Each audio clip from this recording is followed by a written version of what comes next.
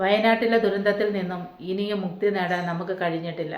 രാവിലെ എഴുന്നേറ്റ് T V വെക്കുമ്പോഴാണ് Wayanad മൊത്തവും നമ്മുടെ മുണ്ടക്കയം, ചൂരൽമല, ചാലിയാർ നാലിടത്തിൽ ഇതുപോലെ ഉരുൾപൊട്ടി പ്രളയം മാതിരിയാണ് നമ്മൾ കാണാൻ കഴിഞ്ഞത് ടി വി കൂടെ. രാത്രിക്ക് ചെന്ന് കിടന്ന് ഉറങ്ങി പകൽ മുഴുവൻ ജോലിയും ചെയ്ത് നാളെ നമുക്ക് എന്തൊക്കെ ചെയ്യണമെന്ന് വീട്ടുകാരും എല്ലാവരുമായി കൂടിയാലോചിച്ച് പോയി കിടന്ന് തൊട്ടടുത്ത റൂമിലെല്ലാം കിടന്നുറങ്ങി. രാവിലെ എഴുന്നേറ്റ് നോക്കുമ്പോൾ നമ്മുടെ തൊട്ടടുത്ത റൂമിൽ കിടന്ന ആൾക്കാരെ കാണാനില്ല. കൂടപ്പിറപ്പുകളെ, ഭർത്താവിനെ, സഹോദരങ്ങളെ, അമ്മയെ, അച്ഛനെ എന്ന് വേണ്ട കുട്ടികളെ, ഒരു വീട്ടിൽ തന്നെ 10-13 പേരെയാണ് കാണാതായിരിക്കുന്നത്. ഇത്രയേറെ വലിയൊരു ദുരന്തം ഇന്ത്യയിൽ ഉണ്ടായോ എന്ന് എനിക്കറിയത്തില്ല. ഇത്രയും മരണം ഉണ്ടായതും ഇതാദ്യമായിട്ടാണ്. നമ്മൾ പോയി കിടന്നുറങ്ങുന്നു, നാളെ എന്താണെന്നൊന്നും ആർക്കും അറിയത്തില്ല. അതുകൊണ്ട് ഞാൻ നിങ്ങളോടൊരു കാര്യം പറയാൻ ഞാൻ ആഗ്രഹിക്കുന്നത്, യൂട്യൂബിൽ റീച്ച് കൂട്ടാൻ വേണ്ടിയിട്ട്, യൂട്യൂബ് ചാനൽ എടുക്കാൻ വേണ്ടിയിട്ട് അവിടെ പോയി സന്നദ്ധ സംഘടനകൾക്ക് ഒരു ബുദ്ധിമുട്ട് ഉണ്ടാക്കുന്ന രീതിയിൽ ആരും പ്രവർത്തിക്കരുത്. നമുക്ക് റീച്ച് കൂട്ടുന്ന ഈ സന്ദർഭത്തിലല്ല. ന്യൂസിൽ കൂടെ അവർ അപ്പോഴുള്ള കാര്യങ്ങൾ അറിയിപ്പിക്കുന്നുണ്ട്, നമ്മളെല്ലാം കാണുന്നുണ്ട്. കള്ളപ്രചരണം നടത്തി ആ വയനാട്ട് ഉള്ള സഹോദരങ്ങളെ കൂടുതൽ ബുദ്ധിമുട്ട്, അവർക്ക് കൂടുതൽ സങ്കടങ്ങൾ അവരെ കൊണ്ടെത്തിക്കരുത്. ഇന്ന് അവർക്കാണെങ്കിൽ നാളെ നമുക്കതുണ്ടാവാം. കാരണം നമ്മളും കേരളത്തിൽ ജനിച്ചിട്ടുള്ള ആൾക്കാരല്ലേ. നമ്മൾ താമസിക്കുന്നിടത്ത് ഇതുപോലെ കുന്നുകളും പാറകളും എല്ലാം ഉണ്ട്. അതുകൊണ്ട് ഇന്ന് വയനാട്ടുകാർക്ക് സംഭവിച്ചതുപോലെ നമുക്ക് നാളെ വരാതിരിക്കണമെങ്കിൽ നമ്മൾ ഒരു നന്മെങ്കിലും നമ്മൾ ചെയ്യുക, വ്യാജ പ്രചാരണം നടത്താതിരിക്കുക. പിന്നെ എനിക്ക് പറയാനുള്ളത്, നമ്മളെ കൊണ്ടാവുന്ന ഒരു സഹായം CMൻ്റെ ഫണ്ടിലേക്ക് കൊടുത്ത് ആ സഹോദരങ്ങൾക്കൊരു കൈത്താങ്ങായി നമുക്ക് ഓരോരുത്തർക്കും നമ്മളെ കൊണ്ടാവുന്നൊരു സഹായം കൊടുത്ത് ഹെൽപ്പ് ചെയ്യാം എന്നുള്ളതാണ്. അത് നിങ്ങളോട് ഞാൻ അഭ്യർത്ഥിക്കുകയാണ്, അപേക്ഷിക്കുകയാണ്. പിന്നെ ഈ കൊടുക്കുന്ന ദുരിതാശ്വാസ നിധിയിലേക്ക് നമ്മൾ കൊടുക്കുന്ന കാശ്, ഏത് സഹായമാവട്ടെ, അത് തുണിയായാലും സാധനങ്ങളായാലും കാശായാലും, ഈ ദുരന്ത മുഖങ്ങൾ ഉണ്ടാകുമ്പോഴാണ് അവിടെ കുറച്ച് ഈയാമ്പാറ്റകൾ ഉടലെടുക്കും പെട്ടെന്ന്. കാരണം യഥാർത്ഥ സംഘടനകളെ പോലെ തന്നെ വ്യാജ സംഘടനകളും രൂപപ്പെടും. അതുകൊണ്ട് അത്തരം കൈകളിൽ നമ്മൾ കൊടുക്കുന്ന ഈ സഹായം എത്തപ്പെടരുത്. നമ്മൾ കൊടുക്കുന്ന സഹായം ഈ ദുരിതം അനുഭവിക്കുന്നവരുടെ കൈകളിൽ ചെല്ലുന്നു എന്ന് നമുക്ക് ഉറപ്പുവരുത്തണം. അല്ലെന്നുണ്ടെങ്കിൽ നമ്മൾ നേരിട്ട് അവർക്ക് കൊടുക്കണം. വീടില്ലാത്തവർക്കൊരു വീട് വെച്ച് കൊടുക്കാം. ഏത് സഹായമാണ് അവർക്ക് വേണ്ടതെന്ന് ആലോചിച്ചിട്ട് നമുക്ക് നേരിട്ട് കൊടുക്കാവുന്നതാണ്. ഇല്ലെന്നുണ്ടെങ്കിൽ നമ്മൾ കൊടുക്കുന്ന സഹായം യഥാർത്ഥ കൈകളിൽ ചെല്ലും എന്ന് ഉറപ്പുണ്ടെങ്കിൽ മാത്രം നമ്മൾ അവരുടെ കൊടുത്തു വിടുക. അല്ലാതെ ഇത് മുഖാന്തരം ഈ ഒരു സന്ദർഭം മുതലാക്കി തൻ്റെ കീശ, തൻ്റെ പോക്കറ്റ് നിറയ്ക്കണമെന്നും പറഞ്ഞ് നടക്കുന്ന കുറേ സംഘടനകളുണ്ട്. അവരെ നമ്മൾ മനസ്സിലാക്കണം. മനസ്സിലാക്കാതെ നമ്മൾ കൊടുത്ത കഴിഞ്ഞ പ്രളയത്തിൽ ഒരുപാട് കാശ് നഷ്ടപ്പെട്ടു. ദുരിതം അനുഭവിക്കുന്ന വഞ്ചി വേറെ പൊട്ടിച്ചാണ് കുട്ടികൾ കൊടുത്തത്. എന്നിട്ട് ആ പണത്തിൻ്റെ പകുതി ഓരോരുത്തരുടെ വീട്ടിലാണ് ചെന്നത്. കാരണം ഇതിൽ നിന്ന് അവർ മുതലെടുക്കാൻ നോക്കും. അങ്ങനെ ഉണ്ടാവരുത്. 1 രൂപ നമ്മൾ കൊടുത്താലും അത് യഥാർത്ഥ ആളിൻ്റെ കയ്യിൽ ചെല്ലുന്നെന്ന് നമ്മൾ ഉറപ്പ് വരുത്തണം. പിന്നെ ദുരിതം അനുഭവിക്കുന്ന സെൻറ്ററുകൾ അവിടെയൊക്കെ പോയി നമുക്ക് അവർക്ക് എന്തെങ്കിലും ഒരു സഹായം ചെയ്യാൻ പറ്റി നമുക്ക് നേരിട്ട് സഹായം കൊടുക്കാവുന്നതാണ്. അതുകൊണ്ട് നമ്മൾ ഈ ഓരോന്ന് കൊടുക്കുമ്പോഴും നമ്മൾ കബളിപ്പിക്കപ്പെടാൻ പാടില്ല. അതുകൊണ്ടാണ് പറയുന്നത്, ഏത് കൊടുത്താലും ഒരു റെക്കോർഡ് വേണം. അപ്പം നിങ്ങൾ കൊടുക്കുമ്പോൾ ഇതെല്ലാം ആലോചിച്ച് അറിഞ്ഞതിന് ശേഷം കൊടുക്കുക.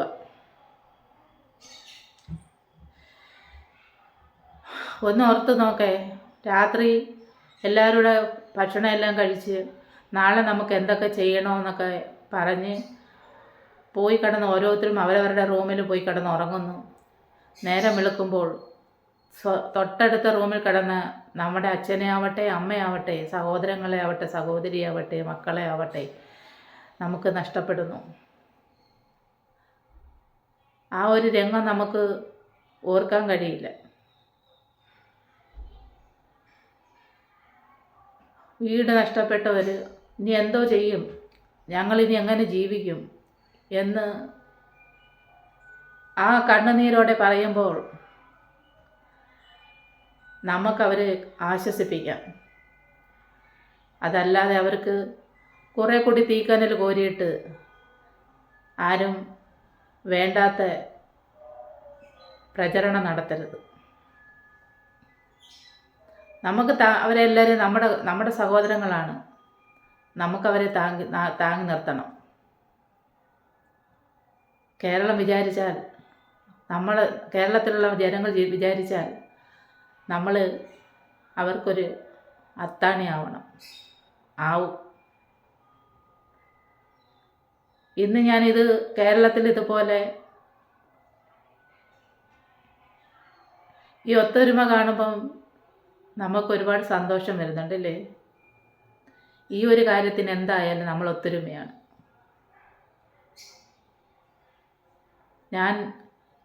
എനിക്ക് അറിയുന്ന വയനാട്ടിലുള്ള എല്ലാ കൂട്ടുകാരെയും വിളിച്ചിട്ട് അപ്പോൾ തന്നെ ഫോൺ ചെയ്ത് ചോദിച്ചു, നിങ്ങൾക്ക് എന്തെങ്കിലും പ്രശ്നം അവിടെ ഉണ്ടോ? ഇല്ല ചേച്ചി, ഞങ്ങൾക്കൊന്നും കുഴപ്പമില്ല, ഞങ്ങൾ സേഫാണ്. ആ ഒരു പറച്ചിൽ നമുക്ക് ഒരുപാട് സന്തോഷം തരും. കാരണം നമുക്കറിയാവുന്ന ആരെങ്കിലും അവിടെ ഉണ്ടെങ്കിൽ നമുക്ക് അവരുടെ ഒരു വിവരം അറിയാൻ നമ്മൾ ഒരുപാട് വ്യാകുലതപ്പെടും. ഞാനത് അറിഞ്ഞ ഉടനെ ആ വയനാട്ടിലുള്ള 2-3 പേർക്ക് വിളിച്ച് ചോദിച്ചു. അവർ കുഴപ്പമില്ല, ഞങ്ങൾ താമസിക്കുന്നിടത്തല്ല ചേച്ചി, ഞങ്ങൾ കുറച്ച് ദൂരെയാണ്. അത് കേട്ടപ്പോൾ അന്നേരമാണ് എനിക്കൊരു മനസ്സമാധാനം വന്നത്. നമുക്ക് ഇവിടുന്ന് എത്തിപ്പെടാൻ ഒക്കത്തില്ല, പക്ഷേ ഒരു ഫോൺ കോളിലൂടെ അവർ നല്ലതായി സുരക്ഷിതരാണെന്ന് നമുക്കറിയുമ്പോൾ നമുക്ക് ആ ഒരു സന്തോഷം. നമ്മുടെ ആരുമല്ല അവർ, രക്തബന്ധവുമല്ല, പക്ഷേ രക്തബന്ധത്തിനെക്കാട്ടിയും ഉതകുന്ന ഒരു സുഹൃത്ത്, ഒരു കൂടപ്പിറപ്പ് നമ്മളെ കൂടപ്പിറപ്പ് പോലും നമ്മളെ സഹായിക്കത്തില്ല. അത്ര സ്നേഹമുള്ള ആൾക്കാർ. നമ്മുടെ നാട്ടിൽ ജാതി മത ഭേദമൊന്നും നമ്മൾ നോക്കാറില്ല, ഇല്ലേ? അതാണ് കേരളത്തിൻ്റെ ഒരു പ്ലസ് പോയിൻ്റ് തന്നെ. അതുകൊണ്ട് ഇത് വെച്ച് ആരും ഈ ഒരു വയനാട്ടിലെ ദുരന്തം മുമ്പിൽ കണ്ട് അല്ലെങ്കിൽ അതിന് ഊന്നൽ കൊടുത്ത് ആരും വേണ്ടാത്ത കാര്യങ്ങൾ പറയരുത്. അതുപോലെ തന്നെ ഈ ദുരന്തത്തിൽ കണ്ണും മെയ്യും തൻ്റെ ജീവൻ പോലും അപകടത്തിലാണെന്ന് അറിഞ്ഞിട്ട് പോലും രാവെന്നോ പകലെന്നോ ഇല്ല, മഴയെന്നോ ചെളിയെന്നോ ഇല്ലാതെ ആ പാറയിലും പുഴയിലും ചെളിയിലും നമുക്ക് വേണ്ടി, നമ്മുടെ സഹോദരങ്ങൾക്ക് വേണ്ടി കഷ്ടപ്പെടുന്ന ഈ ദൗത്യ സംഘത്തിന് ഞാനൊരു ബിഗ് സല്യൂട്ട് പറയട്ടെ. ആ എയർഫോഴ്സ് തന്നെ, ഹെലികോപ്റ്റർ തന്നെ ഇന്നലെ എത്ര പാടുപെട്ടാണ് അവരവിടെ അന്ന് പൊതിച്ചോറെറിയുന്നതും അവിടെ കൊണ്ടിറക്കി, ആ ചെളിയിൽ കൊണ്ടിറക്കി എത്രയോ പേരെ രക്ഷപ്പെടുത്തി.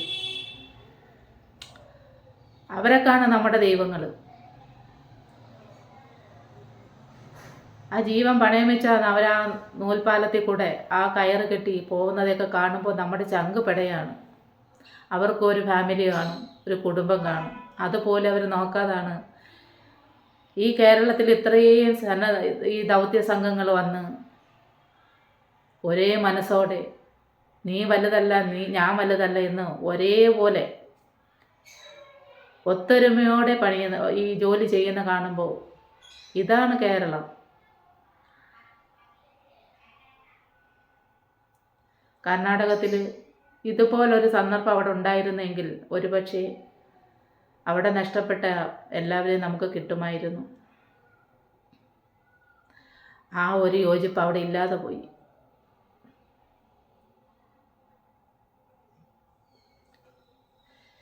വയനാട്ടിലെ ദുരന്തത്തിൽ ഇനിയും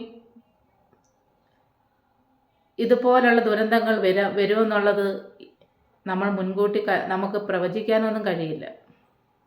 പരമാവധി മരങ്ങളും അതും ഇതൊന്നും മുറിച്ച് കളയാതെ ആവശ്യത്തിന് കയറി കിടക്കാൻ പറ്റുന്ന ഒരു വീട് മതി. എന്തിനാണ് നിലകളും? കുറേ നിലകളുണ്ടാക്കിയിട്ട് ആൾക്കാരെ കാണിക്കാൻ വേണ്ടിയിട്ട് വെച്ചിട്ട് ഇതുപോലൊരു ദുരന്തം വരുമ്പോൾ അതെല്ലാം ചിന്ന ഭിന്നമാവുക. നമുക്ക് കയറി കിടക്കാൻ ഒരു വീട് അതുപോലെ. ഭൂമിക്ക് കുറേ ആഘാതം കൊടുക്കുമ്പോൾ അത് പ്രതികരിക്കും. അത് മനുഷ്യരായാലും അങ്ങനല്ലയോ? ഒരു മിണ്ടാപ്രാണി നമ്മൾ ഉപദ്രവിച്ചാൽ അത് ഉന്നം വെച്ചേക്കും, നമ്മളെ കാണുമ്പോൾ അത് കടിക്കും. അതുപോലാണ് ഭൂമിദേവിക്ക് ഒരുപാട് അതിന് താങ്ങാൻ പറ്റാത്ത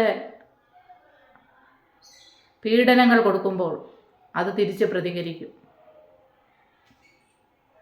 അപ്പോൾ നമുക്കെല്ലാവർക്കും വയനാട്ടിലെ ദുരന്തത്തിൽ ആ ഫാമിലികൾക്കൊപ്പം, ആ കുടുംബത്തോടൊപ്പം, ആ നഷ്ടപ്പെട്ടവർക്കൊപ്പം നമുക്കും പങ്കുചേരാം. ബൈ.